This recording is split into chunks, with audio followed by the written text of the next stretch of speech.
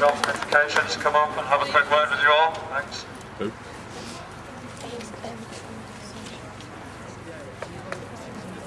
He's not shooting me here. Yeah.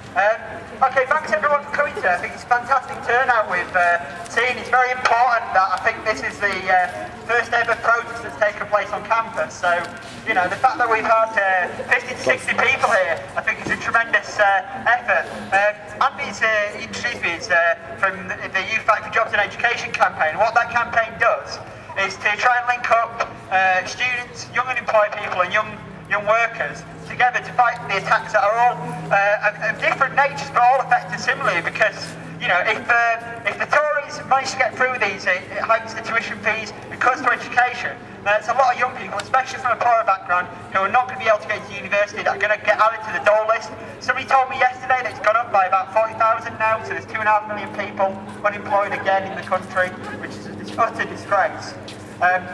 But that's more people that get thrown onto the dole, and then when people do get jobs, I don't know if people saw the proposals that they were putting through to a big fanfare earlier this month, but they're now proposing to weaken the working conditions of people.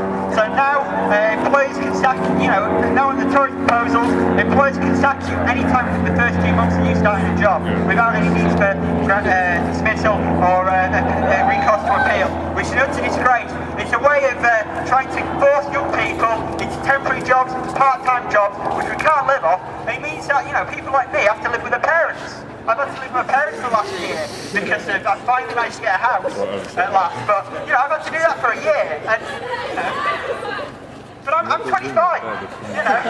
So there's people in the 30s who still have to live at home because they can't afford to live away from home, because the jobs they can get are best for 20 hours on minimum wage, which is a disgrace. We want skilled jobs, and that's why it's important to defend education as well, because you know, the jobs in education, the jobs in the public sector, which the government's trying to get rid of, those are the well-paid ones, you know.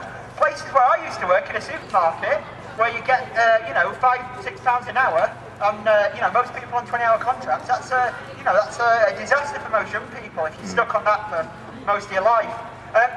So I wanted to appeal to people, particularly to link up, you know, that we should make links not just with the students, as hopefully we'll do on Sunday with the Student Assembly, but also with young workers. There's a key event coming up in Manchester, which was mentioned by the speaker before me.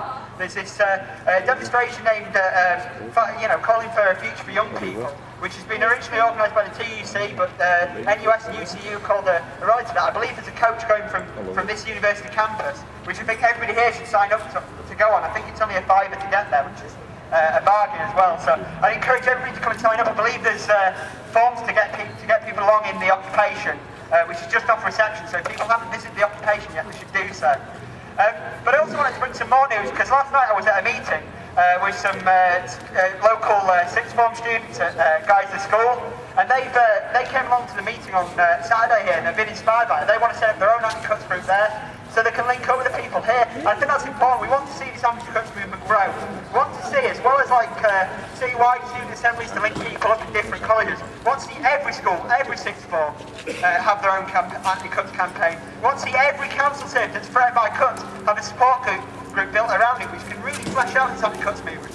So it's not just 50 of us here next time we have a protest, but 100, 200 out here, making sure our voices are heard, and making sure that the university management here, if they want to make cuts, and that they know it's not just you know, 10 to 20 people in the occupation that are opposed to it, but it's everybody here, everybody, the 200 odd people that have signed the petition so far since Saturday, all the students, all the staff here that are opposed to the cuts. We will not stand for these cuts.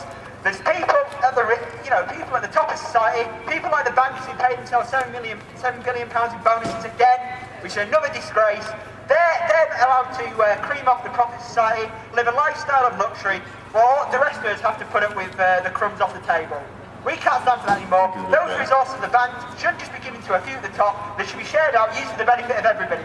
Used to pay for education, used to pay for decent jobs, used to pay for a future for all of us. So thank you everyone for coming, and good luck with the campaign here.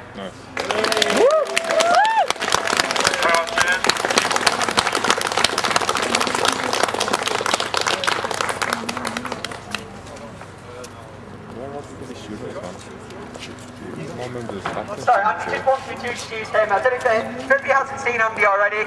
I'm sure you've seen him around campus or on a couple of TV things recently, but Andy is one of the main organisers of the Leeds Trinity Students Against Cuts, and he's involved in the occupation, so I'll just have to hold the megaphone for him for a bit, I think.